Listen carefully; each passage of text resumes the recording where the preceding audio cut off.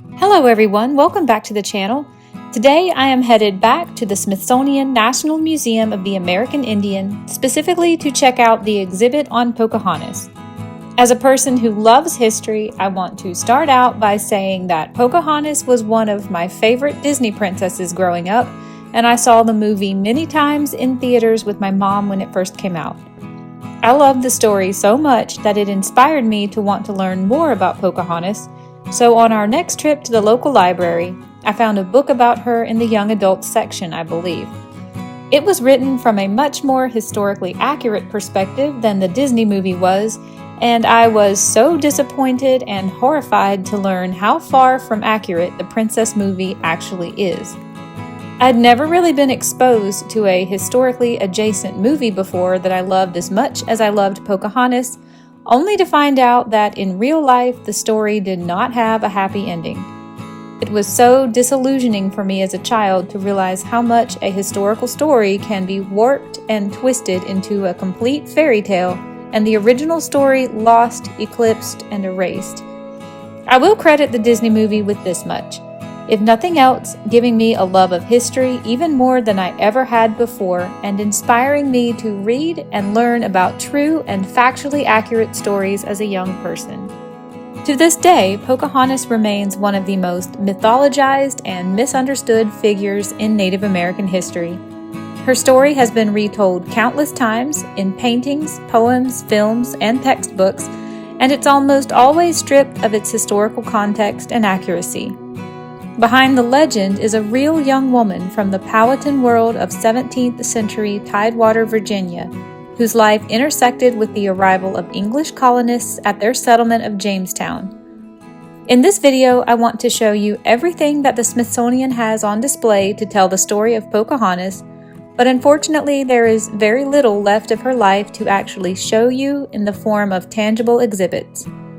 Instead, I will be reading from a script I've created and hope it is as factually accurate as I think it is, and give you the story of Pocahontas in full from her birth and upbringing in the Powhatan chiefdom, through her interactions with the English, her captivity, marriage, journey to England, and ultimately her death and legacy. Pocahontas was born around the year 1596. Her given name was Amanute, although she also had a private name, Matoaka, which was not commonly used outside of her family. Pocahontas was a childhood nickname which loosely translates to mean playful one or little mischief. She was the daughter of Wahun Sinaka, more commonly referred to as Powhatan, who was the paramount chief of the Powhatan Confederacy, an alliance of more than 30 Algonquian-speaking tribes in what is now eastern Virginia. As the daughter of the paramount chief, Pocahontas would have held a special status in her community, though Powhatan society did not operate under dynastic succession in the European sense. Her upbringing would have emphasized the customs and expectations of Powhatan women, learning agricultural practices, food preparation, gathering materials for construction and clothing, and engaging in spiritual practices. Children were considered to be under the care of their mothers, and Powhatan society was matrilineal, meaning descent and inheritance were traced through the mother's line. Her world, known to her people as Sinakamaka, was a network of towns and communities governed by sub-chiefs under her father's control. Pocahontas would have grown up immersed in her culture's oral traditions, cosmology, and seasonal rhythms, an existence far more complex and structured than the romanticized images that would later define her in Western popular culture. In April 1607, English settlers sponsored by the Virginia Company arrived in what they would name Jamestown. This was the first permanent English settlement in North America. From the outset, relations between the colonists and the Powhatan were marked by a mix of cautious diplomacy, mutual curiosity, and deep mistrust. The English relied heavily on native peoples for food and local knowledge, while Powhatan leaders sought to manage the newcomers as potential allies or trading partners. Pocahontas, about 10 or 11 years old at that time, likely first encountered the English during their early efforts to establish trade with nearby Powhatan towns. Her name appears in English records through the writings of Captain John Smith, a prominent leader in the Jamestown colony. Smith famously claimed that in December of 1607, after being captured by Powhatan's warriors and brought before the chief, Pocahontas intervened to save him from execution. This story has become one of the most enduring legends of early American history. However, many historians question its accuracy.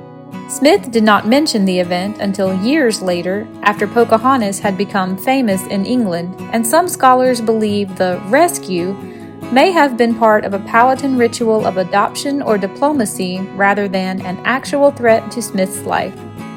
Regardless, the story, whether literal or symbolic, reflected a moment of cross-cultural engagement during a time of deep uncertainty. Over the next 2 years, Pocahontas frequently visited Jamestown with emissaries from her father. These visits were likely tied to diplomatic and trade exchanges rather than personal relationships. Contrary to popular retellings, Pocahontas and John Smith did not have a romantic relationship. Pocahontas was only a child, Smith was in his late 20s. Their interactions, though significant, were shaped by power dynamics, cultural gaps, and the necessities of survival on both sides. In 1609, John Smith was injured in a gunpowder explosion and returned to England. The Powhatan were told that he had died. Pocahontas, believing Smith was gone, ceased her visits to Jamestown. Around the same time, relations between the English and Powhatan deteriorated sharply, descending into the period known as the First Anglo-Powhatan War. By 1613, the Jamestown colony was struggling to maintain its foothold in Virginia. Tensions with the Powhatan Confederacy had escalated into open conflict, and English leaders were searching for new ways to gain leverage.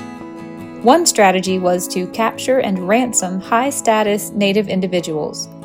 Pocahontas, now a woman of about 17, became a target in this strategy. In the spring of 1613, while visiting the Patawomeck tribe, which were allies of the English, Pocahontas was taken captive by English Captain Samuel Argall. With the cooperation of local Patawomeck leaders, Argall lured Pocahontas onto his ship and sailed her to Jamestown. Her capture was used as a bargaining chip to pressure her father into releasing English prisoners and returning stolen weapons and tools.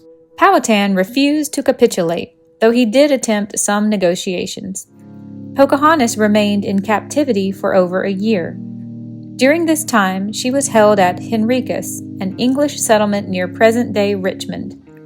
There, she was introduced to Christianity under the guidance of Anglican minister Alexander Whitaker. She learned English customs, dressed in English clothing, and received instruction in Christian doctrine. At some point during her captivity, Pocahontas converted to Christianity and was baptized with the name Rebecca.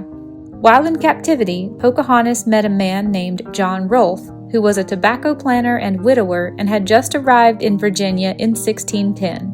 Rolfe was impressed by her demeanor and faith and began to view her as a potential partner in both marriage and diplomacy. His motives were complex, blending personal interest, religious idealism, and political strategy, but he eventually sought permission from Virginia's colonial leaders and Powhatan himself to marry Pocahontas. Pocahontas and John Rolfe were married in April 1614 in Jamestown, in what was likely the first recorded Christian marriage between a Native American and an English settler. This union marked the beginning of what the English referred to as the Peace of Pocahontas, a period of relative calm and improved relations between the Jamestown colony and the Powhatan Confederacy. Although it did not end all hostilities or erase underlying tensions, the marriage symbolized a temporary diplomatic success. Soon after their wedding, Pocahontas and Rolfe settled on a plantation called Varina Farms, located near present-day Richmond, Virginia. There, Pocahontas gave birth to their son, Thomas Rolfe, in January 1615. The birth of Thomas represented a fusion of two cultures and served for some as a symbol of potential unity between English and Native societies. In 1616, the Virginia Company organized a voyage to England as part of a promotional campaign to raise interest and investment in the struggling Jamestown colony. Pocahontas, now known as Lady Rebecca Rolfe, was invited to join the delegation. Alongside her husband and young son, she traveled to England, where she was received as a curiosity and a symbol of the tamed savage narrative promoted by colonial supporters. During her stay in England, Pocahontas met with important figures, including King James I and Queen Anne, and she was hosted at various banquets and social events. She was also reunited unexpectedly with John Smith, whom she had believed to be dead. Their brief and awkward encounter is recorded in Smith's later writings, where he noted that Pocahontas reminded him she had once called him father. Pocahontas's visit to England was marked by both admiration and objectification. English society presented her as a model of successful cultural assimilation, while her presence underscored the perceived legitimacy and promise of the Virginia colony. However, behind the public image was a young woman far from home, separated from her culture, and navigating a world vastly different from her own.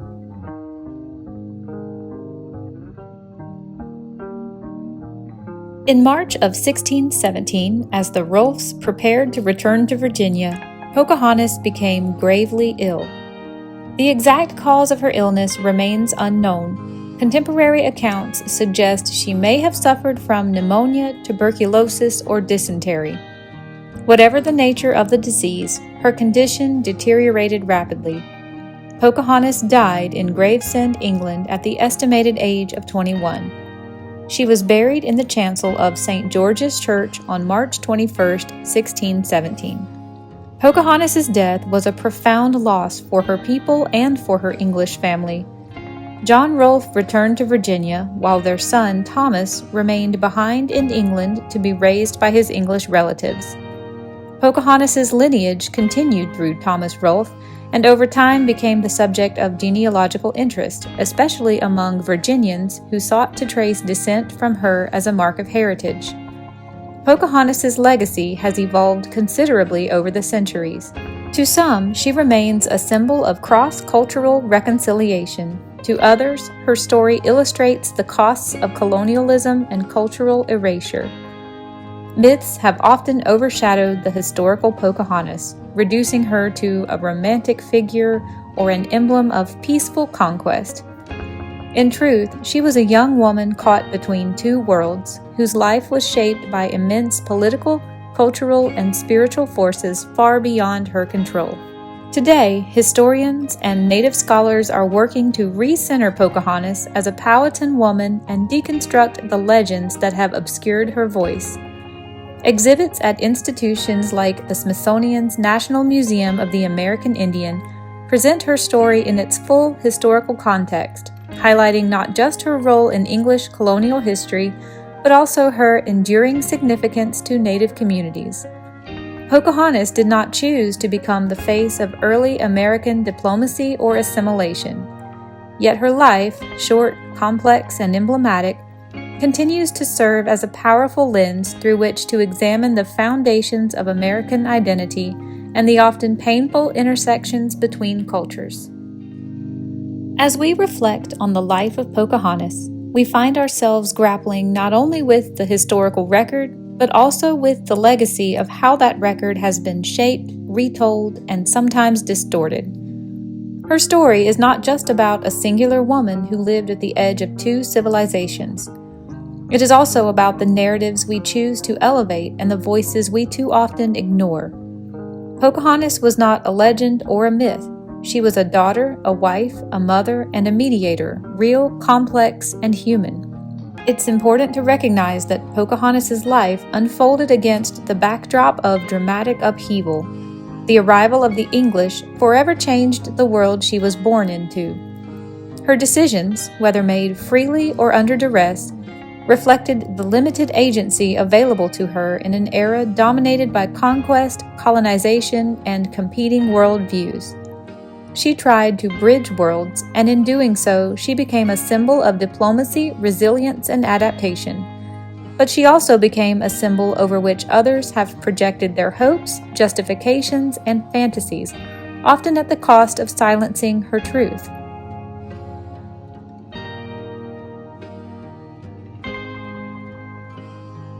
The Smithsonian National Museum of the American Indian, along with other historical institutions, has made great strides in re-examining her story through the lens of Native perspective and scholarship. They help us understand that Pocahontas was not merely a supporting character in the English colonial narrative, she was a central figure in her own right, whose identity was shaped by the values and traditions of her Powhatan community. Her real name, Matoaka, deserves to be remembered with the same reverence as the nickname that history and legend have clung to.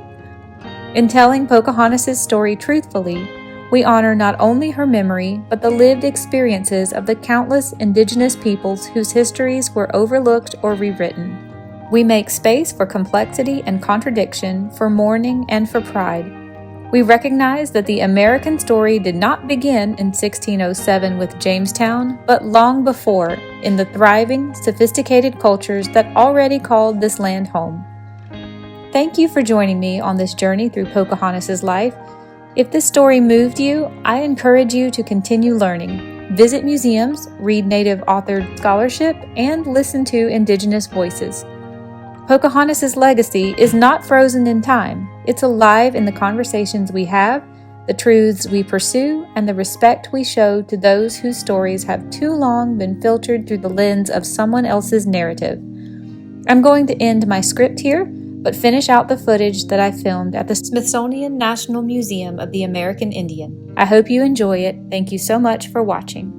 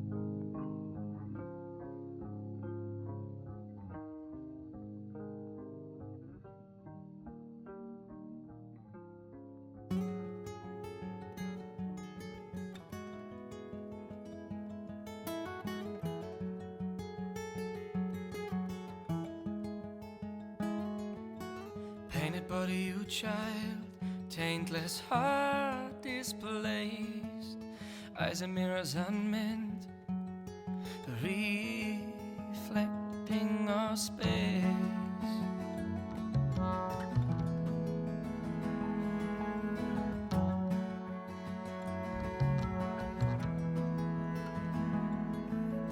Let me feel some heart, dear.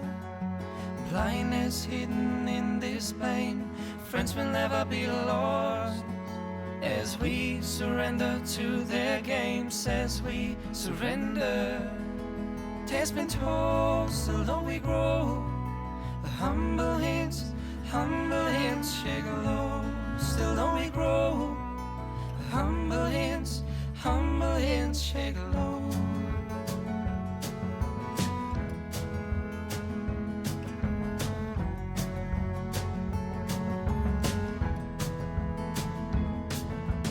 Souls we've sold, the kingdom we believe to own. Through salvation we may not find in these dungeons that we've grown.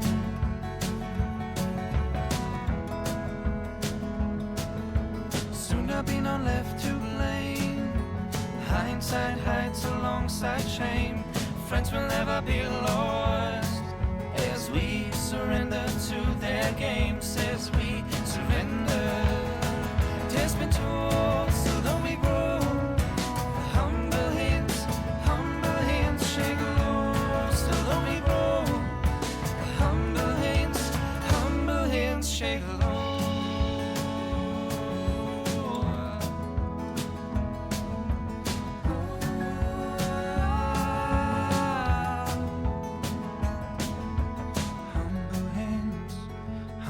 Shake low.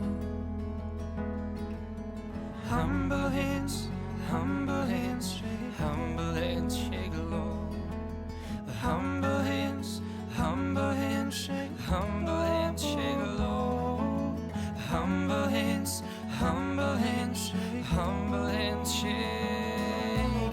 Taste's been told, still don't we grow.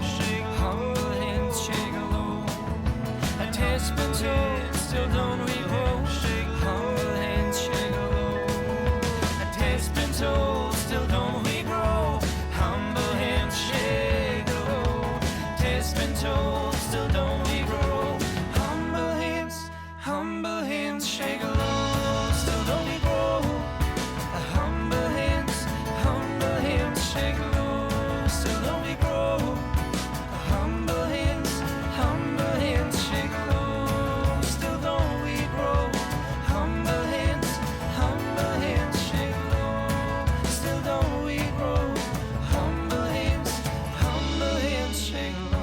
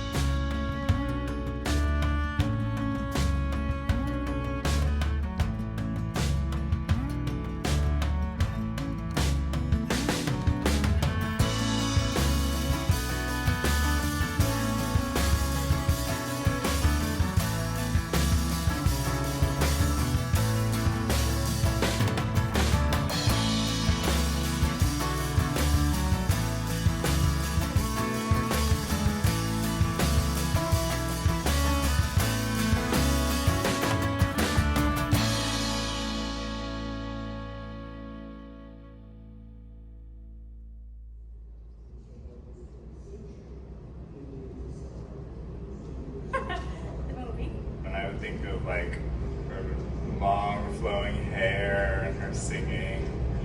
An Indian. And a princess? I don't know.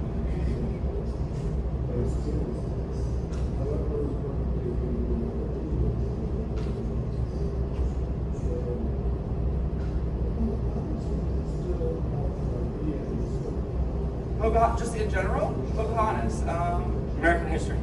Disney movie? Just Indians. Pocahontas, I would think of John Smith. I would think of the movie.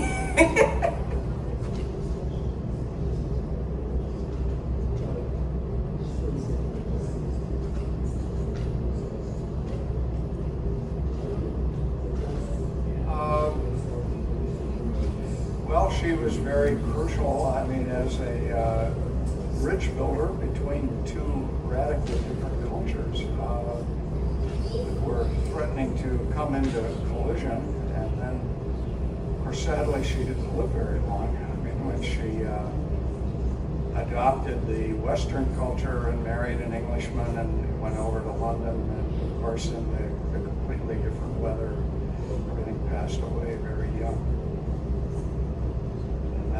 That's basically how I think of her. I mean, in a very positive sense, but also sad. She paid a heavy price.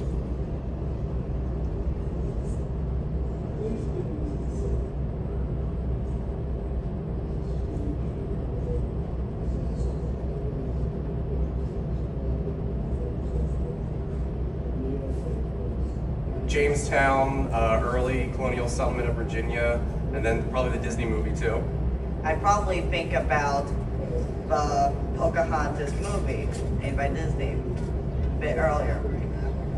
Then of course also I did some research during school, and so I'd also think about the poem that I heard about the Pocahontas, and apparently the relationship between Native Americans and explorers from England, as in John Smith. I would think of Virginia. I would think of the early settlers. I would think of the indigenous people of our country. That's what I would think of. I don't know what else.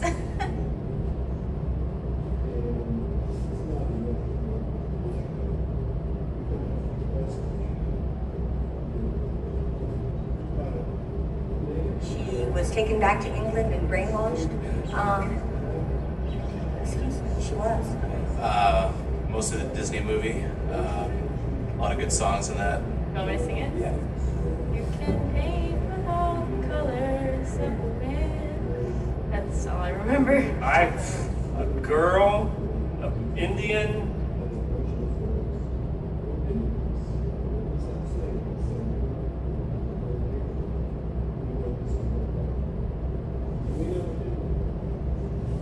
Colors in the wind. And there's a painting of her in the Capitol. It's kind of cool. I don't know that much about her though.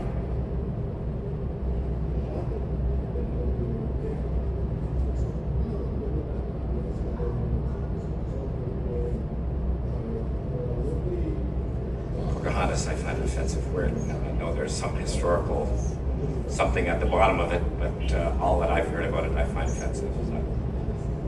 There's two different types of Pocahontas, I guess. There's the Disney Pocahontas that the majority know, and then there's the historical, I guess, Sacagawea. American Indian. That's all I got. And John Smith. You should ask someone else.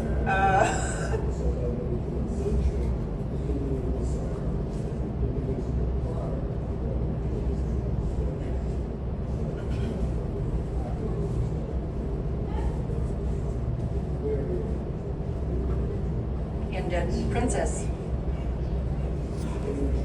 And she was a woman leader for Indian tribes. Yep. John John Smith, the first settlement here in the United States, the evolution of this country. What comes to your mind? I think of the Disney movie. And that none of it was really true from the movie. But she was a really good feminine figure, so.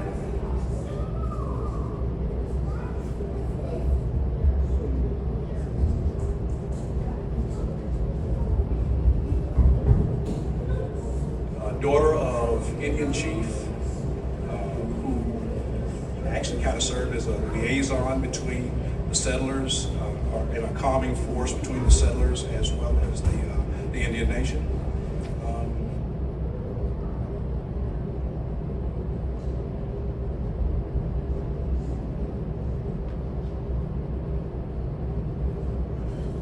There are lots of legends about her. I think she seemed like she understood nature. It's a Native American woman who helps a European guy around the New World and kind of settle in. I don't know how she knew English because never met him before, so that's what I think of. I was actually just talking about Pocahontas. I'm always jealous of how her hair, it blows nice in the wind, and mine never does that.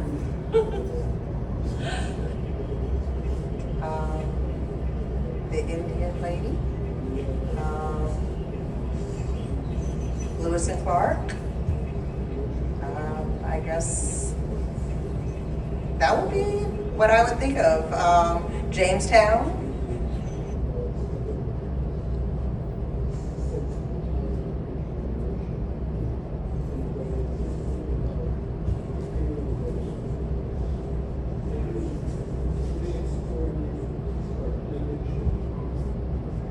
Well, to explain Pocahontas, I think I'd say more like a Native American who saved John Smith's life. So, yeah, in like a ceremony.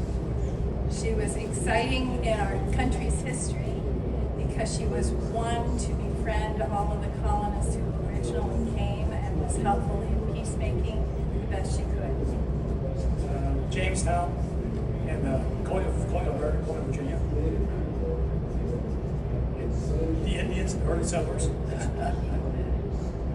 John Smith.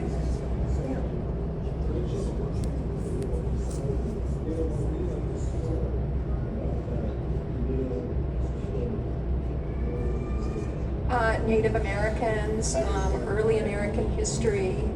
I would think Disney and the movie and going to Disneyland with my friends. Indian leader. Oh, well, I would probably think of an Indian woman who's pretty strong, but was forced to do things she didn't necessarily want to do. Probably the colors of the wind.